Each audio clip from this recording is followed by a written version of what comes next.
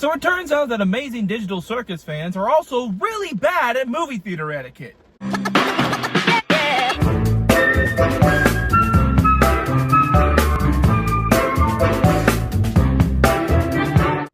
Hello, my beautiful people. I just got out of the amazing digital circus, The Last Act. It is raining right now, so please excuse the sound quality. And I have to admit, I am feeling a lot of emotions right now. Some are good, some are confused, but none of them are bad. So the Amazing Digital Circus, The Last Act, is the long-awaited series finale to the hit internet series, The Amazing Digital Circus. Even though I haven't made a single video about this show, I am a really big fan of this show and Glitch Productions in general. I've been a fan of Glitch since before Glitch existed. Like, I was really into SMG4 back in the day, and I got back onto the bandwagon as I rediscovered them in the 2020s, and once they started making all of the indie animations like Murder Drones, and I was subscribed to Glitch as Murder Drones was happening. And I remember Digital Circus being announced, although I don't think that anybody involved in working on this show or any regular Glitch or SMG4 viewer at the time thought that this was going to be the biggest thing on the entire internet. So not only is it crazy that this show became the biggest thing on the entire internet, not only is it crazy that you can buy merch regularly in Hot Topic, not only is it crazy that I got to deal with Netflix where they can still make the show fully independently, but also just have the episodes on Netflix. It is insane that the final episode got a full-fledged theatrical release through Fathom Events. It released completely independently almost. It is insane the amount of success that this show has gotten, which is completely unheard of up to this point. The closest thing that could even come close is Has Been Hotel.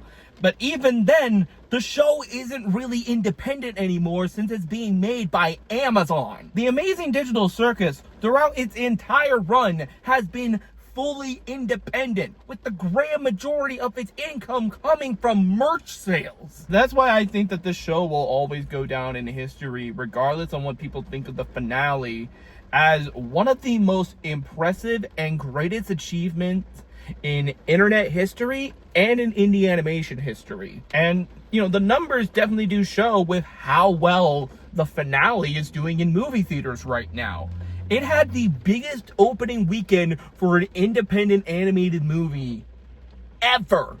And I just got out of screening for it.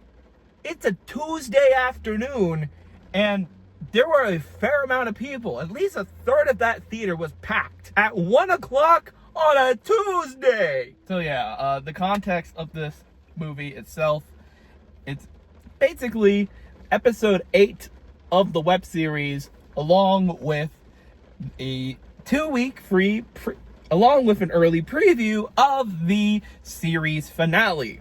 I just want to point out that these last 2 episodes are really fucking good. I probably didn't have to be the one to tell you that, because let's face it, you guys have probably already seen episode 8, but hey, having that as a little preview to what you're about to see just felt awesome to me. Oh, and also spoilers if it wasn't obvious.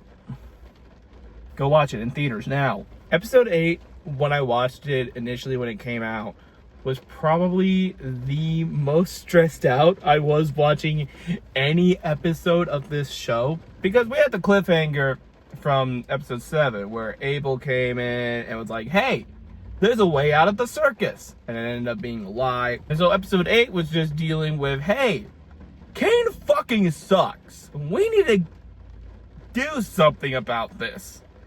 And it leads to Kane snapping, and we get the great musical number, you know, the one who's running the show, which has not left my subconscious at all since the episode came out. I didn't watch the episode like immediately when it came out, but I did see tons of clips and tons of edits for the one who's running the show, because it is genuinely a really great villain song. Because if there was any one character in this show who should just spontaneously break into a musical number, it's Kane. And for the rest of the episode, I was just constantly on edge because, you know, Kinger got the computer and was like hacking his way into trying to find something, and they accidentally end up deleting Kane and they kill him, and the circus is all black and white and fucked up and they could swear now. And then the finale itself starts,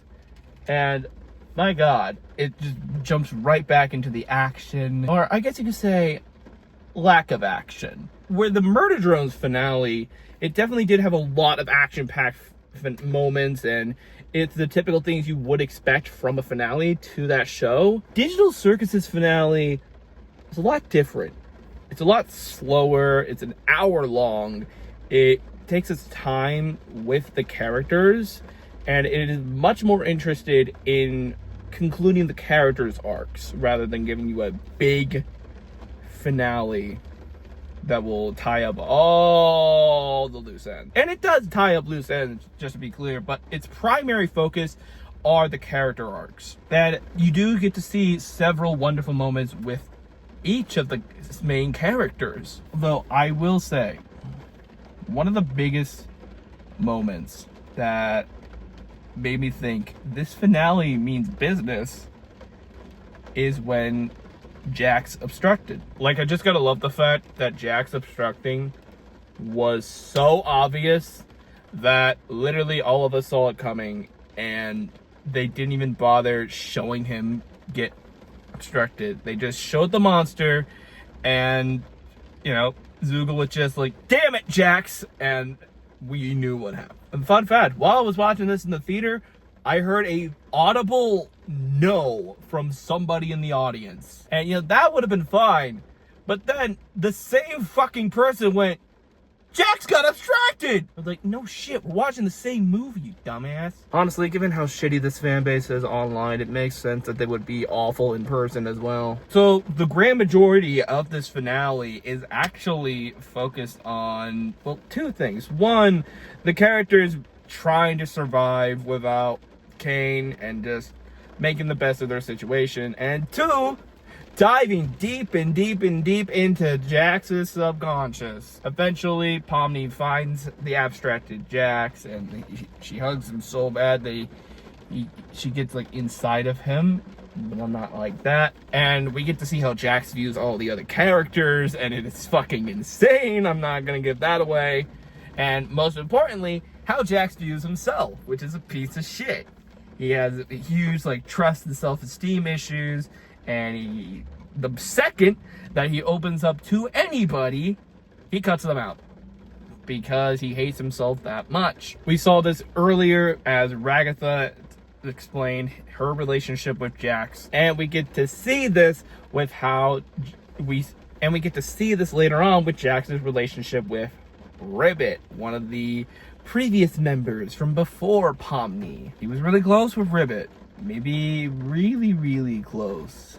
But he opened up to her a little too much about his past before he entered the circus, and he turned into the dick we all know and love. And then Ribbit abstracted.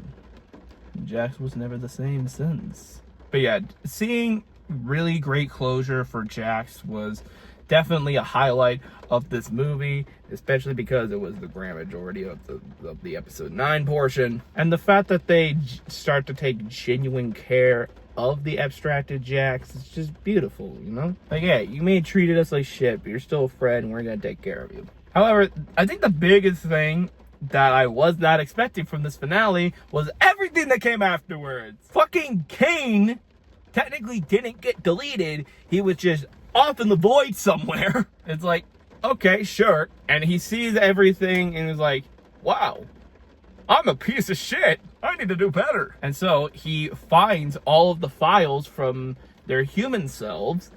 And this is the part of the finale that I can see why some fans may or may not get a little bit upset, because it's one of the more interesting things Because going into this, I'm sure a lot of people are like, okay, they're going to find a way to get out of the circus and they're going to be humans and best friends forever. That's not what happened. So the way the episode actually ends is, I keep calling it movie and episode because it's technically both. The way this thing actually ends is that Kane becomes a friend to them when he wasn't before, and as a symbol of trust, he shows them their human selves.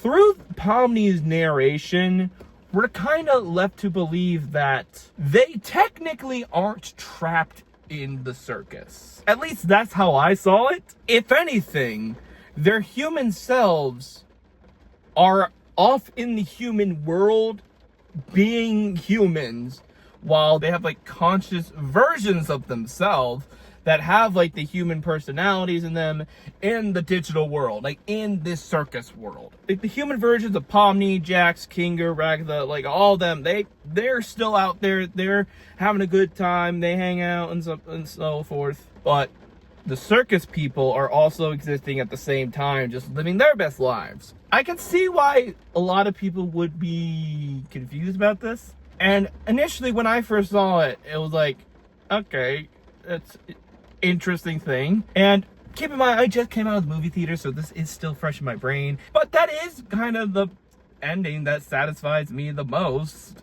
And I think that's kind of what they were going for. That might just be what Gooseworks and her team were going for in trying to make a not predictable ending, but definitely a satisfactory ending where everybody is happy and everybody can live their best lives. And Kane's just one of the gang now. Forget that whole I shredded Kinger bit. It's fine. It's fine. And of course, the episode has to end with the classic music that sounds like you're about to enter the heavenly gates, with Pomni just waving at the camera, which is interesting because she hasn't broken the fourth wall.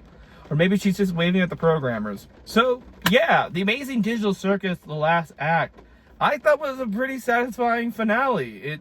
It definitely has some confusing elements, but, you know, for the most part, I think that fans of the show are really going to enjoy this finale. They're really going to enjoy this finale if they're not harassing the show's creator on Twitter, making her hate her entire fan base and be super glad that the show is over so that she doesn't have to deal with these fucking fans ever again. You gotta love how much indie animation fans just fucking hate animators. But anyway, guys, that will be it for this video. What do you guys think of The Amazing Digital Circus, the last act? Please let me know down in the comments below. And also, please be sure to like, comment, and subscribe, and ring that bell to be notified on when future videos will be uploaded. But until then, I will see you later. Bye!